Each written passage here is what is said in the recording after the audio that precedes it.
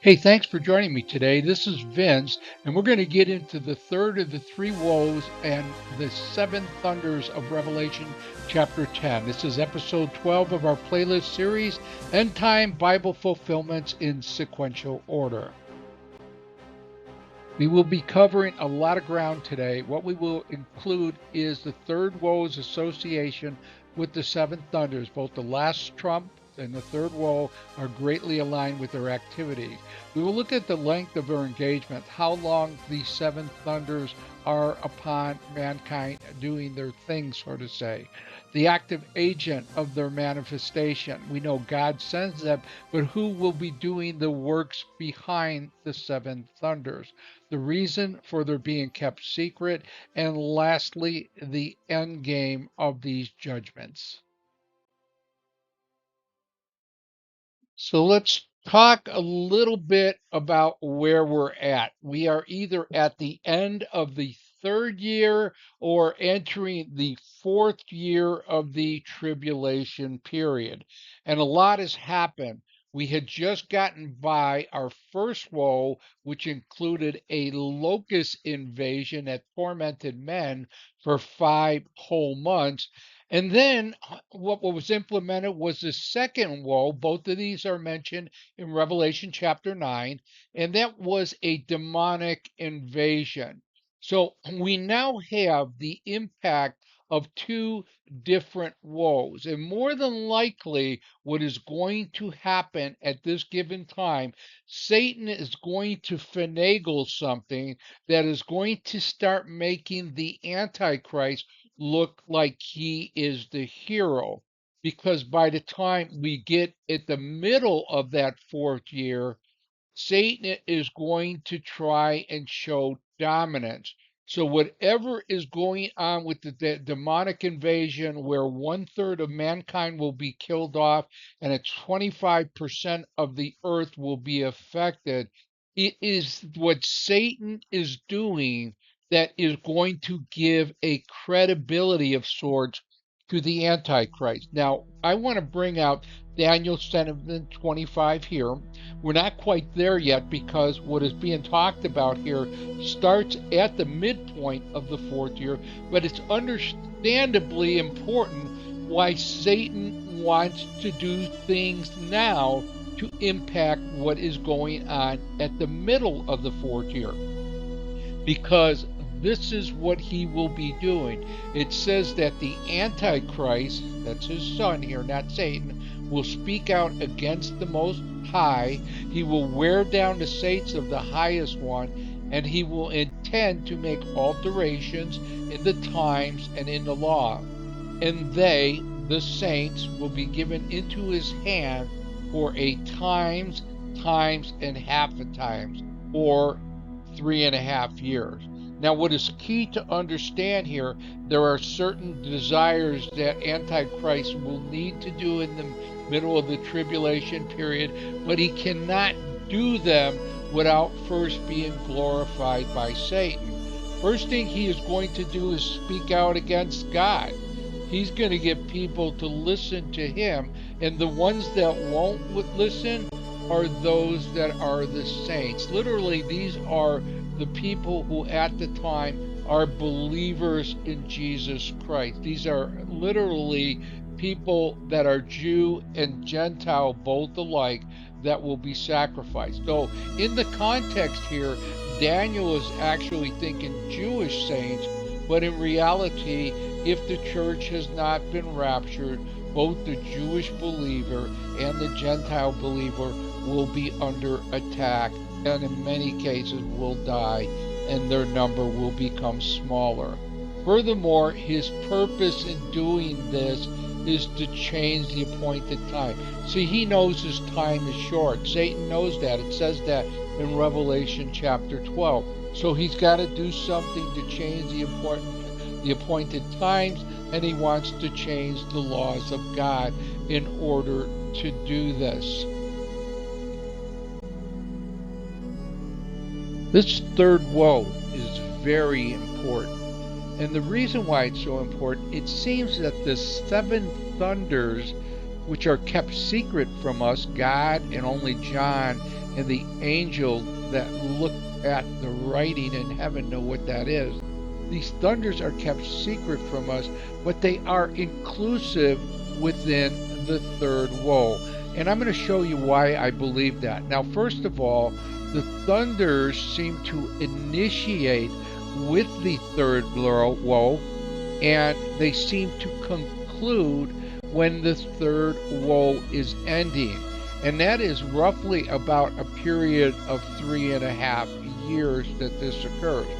Allow me to explain, but it's key to understand that by the time you get to the end of the third woe, Satan would have had exclusive power. And when the woe ends, that is the point where Satan and Antichrist both are going to be dealt with and lose their power. Now let's talk about why I think the thunders and the third woe are interrelated. Revelation 11:14 says the second woe is past, and behold, the third woe is coming quickly.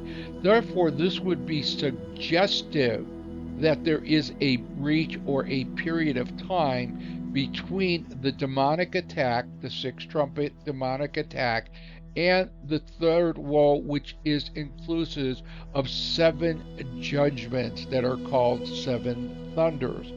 Furthermore, in Revelation 12:12, it states this: Woe to the earth and the sea, because the devil has come down to you, having great wrath, knowing that he has only a short time. So the fact that he states woe, and we are in the third woe, it would seem that Satan himself will have full control of the events going on during the 7 thunders. So he has great wrath, woe to us, that's pointing to the third woe, and Satan, now recognizing his clock is winding down, has nothing to do but get desperate and try to fix the problem before Christ returns. Furthermore, we are told that the third woe ends at Revelation chapter 18, verses 10 through 19, and that is with the fall of Babylon. So you have this long period of time, at least between Revelation 12:12 and Revelation 18:10, which is about 3.5 years before the woe comes to an end. Now please consider giving this a thumbs up, possibly subscribing to get the rest of this playlist about the Bible fulfillments in the last days in sequential order. Let us talk about what is going to be behind the 7 thunders. Now, I mentioned the 7 thunders are released with the third woe, and that will be at the time of the 7th trumpet blast, when the 7th thunder has been implemented and run its course. Then we will go into 7 bowl judgments. So we need to understand what is working behind the scenes of the 7 thunders. God wanted it to keep a secret, and guess what? At the end of this video, it will still be kept secret, but you will know who is activating them, implementing them, progressing them, and it's all according to God's will. And who is that person? Well, it's Satan. Now think about this for a second. Don't just say this guy here is off the wall. If we remember, the first woe was implemented by a person called Abaddon, Apollyon in the Greek. He was a fallen angel. The second woes had the participation of death, or Thanatos, or Moth, the Canaanite god, which would be on an even keel of what we would refer to as the Grim Reaper. The Bible calls him Death, and Death is a fallen deity. He operates between the physical world and the underworld. And then you have Hades coming up with him. Both of them operate within the process of the implementation of the second woe, destroying a third of mankind. Now, these were all spirits that were doing it, which spirit leaders, all of fallen nature. So if we understand here, and something that I think most people miss, is the workings behind the seven thunders are definitely going to be Satan. You want proof? Okay, let me give you proof. Let's look at 2 Thessalonians 2:8, verses 8 through 12. This is what it reads. And then shall be revealed the lawless one. Now, this is we person we call the Antichrist a lot. The lawless one is just another title for him. Okay, he's going to be revealed, and it says, the Lord Jesus shall slay him with the breath of his mouth, and bring to nothing by manifestation of his coming. Even he, the Antichrist, whose coming is in accordance with the workings of Satan, with all power and signs and lying wonders, and all deceits of unrighteousness for them that perish, because they received not the love of the truth, that they might be saved. And for this cause God sendeth them a working area. Working area is a strong delusion that they should believe a lie, that they might be judged who believed not the truth, but had pleasure in unrighteousness. Boy, they even benefited and enjoyed it. But let's not miss the point that we're here for. Let's become, who is the one doing the operation? Whose powers, whose signs, whose lying wonders, and whose deceits of unrighteousness? Satan's. Satan is. But wait a minute, Vince. You said that God is the one that is sending the seven thunders.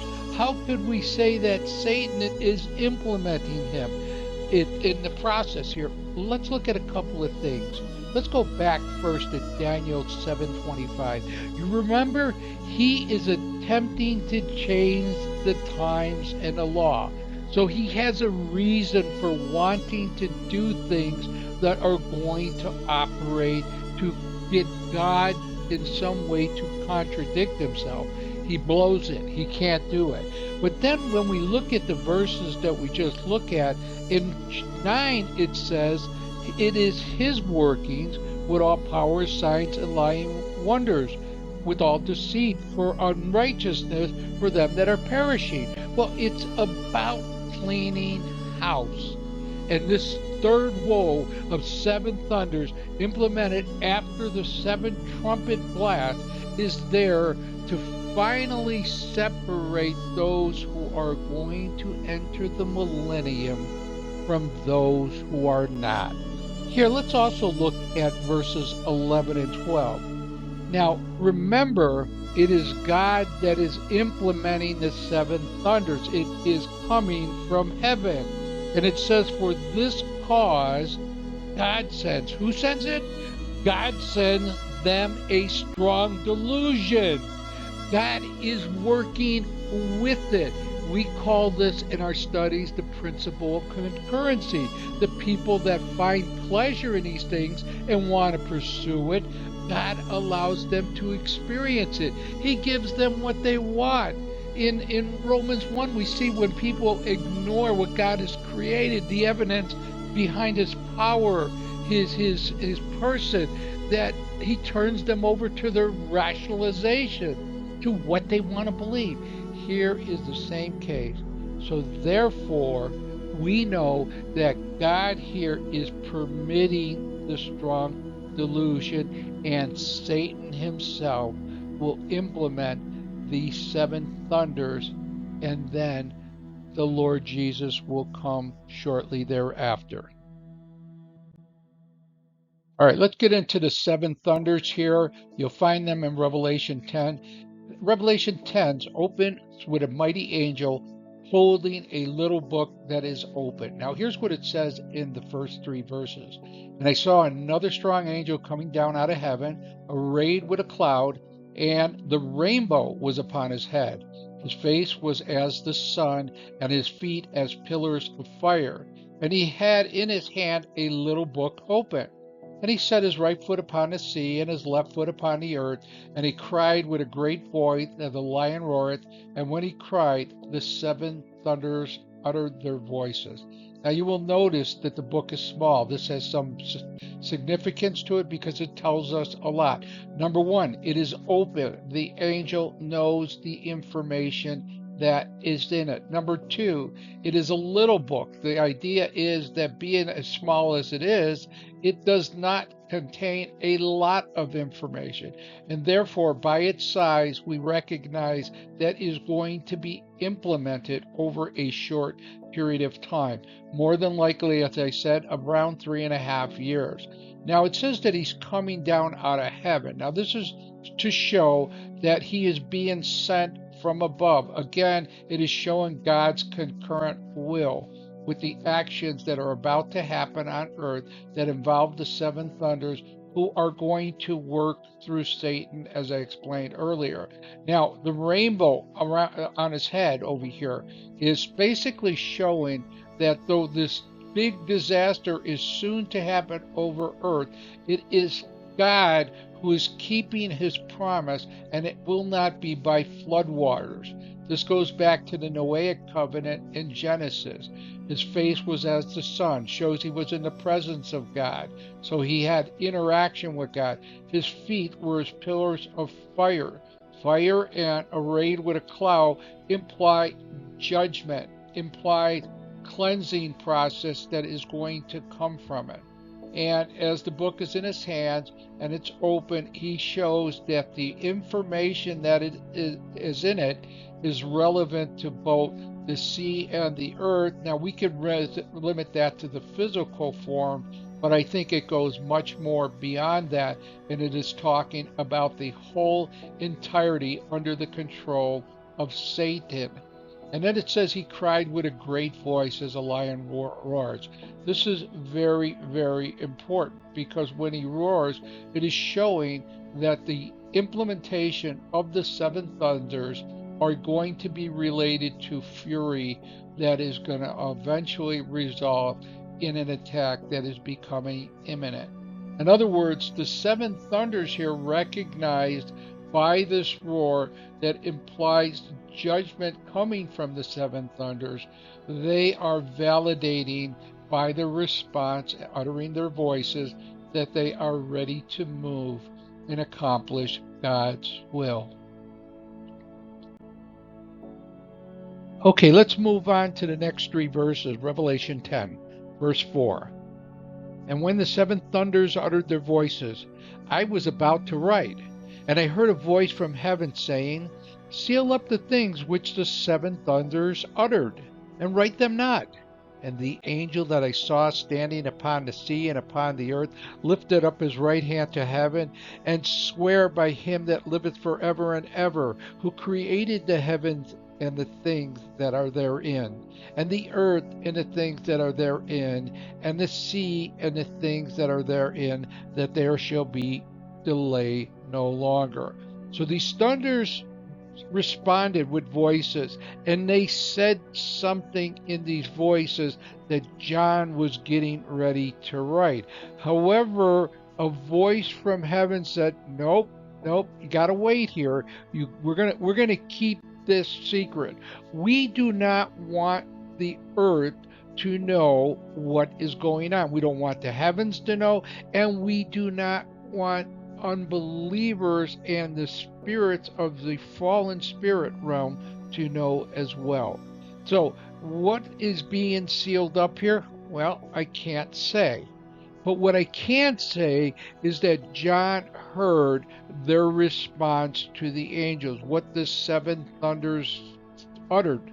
What was that?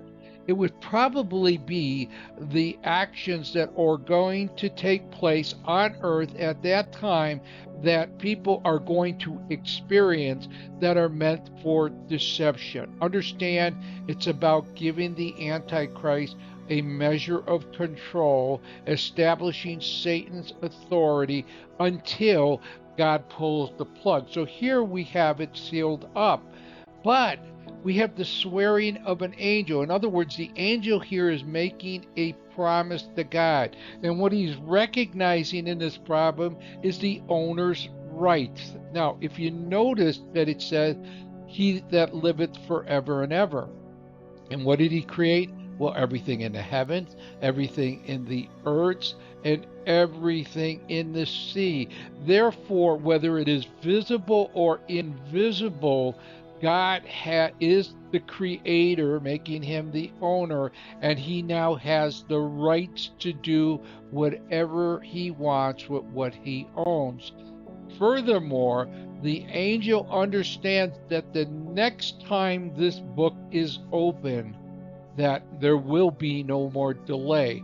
And therefore, he is promising God he is going to implement through the seven thunders at that time everything that is being kept secret, which will be what deceives the unbelievers at that time on earth. Okay, let's unravel some of God's mystery here, at least what he'll let us see. Now, in Revelation 10:7, we got something going on. God is telling us, remember, the thunders just echoed their voices. We're ready to do number one, number two, and all the way through seven, right? Number one, two, three, four, five, six, seven. We're ready. But it was held back. It was told to be sealed up. But in the days of the voice of the seventh angel, in other words, when the angel does blow his trumpet, when he is about to sound, then is finished the mystery of God. Don't miss that. According to the good tidings which he declared to his servants, the prophet. Now, this is becoming very important because things were put on hold here, so they could not be implemented, obviously. They're going to wait to see what is happening, and that is a mystery is going to be revealed when the trumpet is blown by the seventh angel. So the seventh trump is blown, and that mystery is no longer hidden. It is now exposed. Well, who is it exposed to? Would be my question. It's going to be exposed to people who are in the church, people who are believers. There are going to be the ones that know now what the mystery of God was. The people on earth, they're going to be fooled by it. For them, it is a delusion. And the good news, or the good tidings here, were proclaimed by the prophet. In other words, God said he was going to let people be judged. But to us, this is good news because it moves the program forward. Now, in Revelation 10:8 through 10, this is what it says. And the voice which I heard from heaven, I heard it again speaking with me, saying, Go, take the book which is open in the hand of the angel that standeth upon the sea and upon the earth. And I went unto the angel, saying unto him that he should give me the little book. And he said unto me, Take it and eat it up. It shall make your belly bitter, but in your mouth it shall be as sweet as honey. And I took the little book out of the angel's hands and ate it up. And it was in my mouth as sweet as honey. And when I had eaten it, my belly became bitter. Okay, now what is going on here is something very important. There is a reason the voice from heaven said, Take the book. And John took it. He's not taking the bait here. God wants to add a third witness. Think about it. God is about to fulfill a mystery. Well, how do you know it was a mystery? Well, he had to have witnesses to prove it. He has an angel, he has what is recorded in the book, he has himself, and now he has John, a witness to the angelic, a witness to men, and a witness by his word. Now, this is also very important because generally, when you eat a book, you are internalizing what is in there. Now, generally, when it uses the word sweet as honey, it's talking about the edicts or the word of God. It's talking about something seemingly good. So, in essence, here, when the words are used, the edict of God, this is something to imply something good. I've listed some Bible verses here that you could look at, as sweet as honey. So initially, whatever these thunders are, this is more clues for us. It's going to seem good, but it's ultimately going to affect people in a bittersome way. So, in essence, you could see why people are willing to accept it because it seems good, but it's going to make you sick. This implies there will be sorrow that will come from the eating of the seven thunders, the accepting. So John again is giving us clues to show us the thunders will be perceived by mankind or fallen mankind as something to be embraced, something they're excited about, but ultimately it brings in judgment. So these are the effects from the Great Delusion. So it is clear now you have a clear separation between his and God's. And so we are going to move forward now that we know that the intentions or the end game of the thunder judgments is to bring delusion. We also need to understand it is to finish things out, brings things to a close. And it is once the seventh thunder has been implemented, we're going to move into the bowl judgments. We'll complete the task of the earth's cleansing. Now, in Revelation 10:11, it's and they say unto me, okay, I don't know who they, but I'm assuming he's talking about the voices in heaven. Thou must prophesy again over many peoples and nations and tongues and kings. Well, if this is the case, John also understands why he is a witness, the only witness to what's being kept secret, because he's holding a book we call the book of Revelation, a book that he wrote for our benefit. And this is how John is prophesying to many people. So in essence, it would seem complete and fair that John would also be God's witness to his mystery. Let's review what we've learned so far. The third woe, which is the seven thunders, will initiate with the seventh trumpet blast in the book of Revelation. Now, this will happen at the end of the third year or early in the fourth year of the tribulation period. Now, how long it lasts will cover about a 3.5 year time span. And the reason for this period of time is simply to show enough evidence of what mankind needs to know for the promises of God to be ushered in, both the judgments and the fulfillments of God. Now we know it is Satan himself who will act out and oversee the seven thunders. While Satan thinks he is accomplishing his will, in turn, God is using that to send on a strong delusion to mankind who glories in what Satan is doing. Remember, John said it will initially be sweet when you taste it, but then it is bitter in his stomach. This is to point out that people will simply accept it as a good thing, but ultimately they will start to see what has gone wrong. Now, the next thing we want to just review briefly is the idea that the mystery is still a mystery. And there is a reason why. And very simply put, God is reserving it for the time of fulfillment. In essence, he may not want to give Satan that information that what he is doing is according to his will.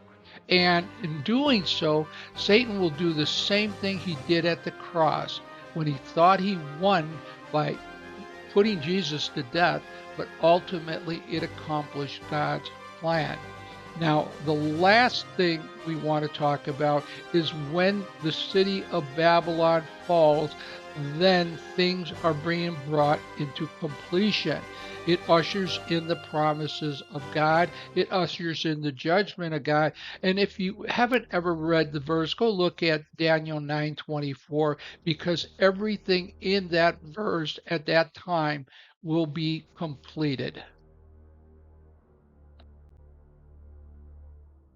Feel free to share this video with someone, make a comment on it.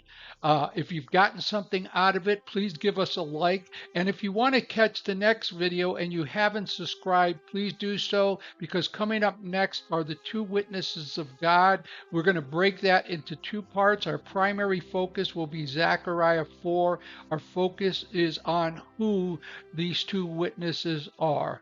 Again, thank you for joining me today, and may God bless you.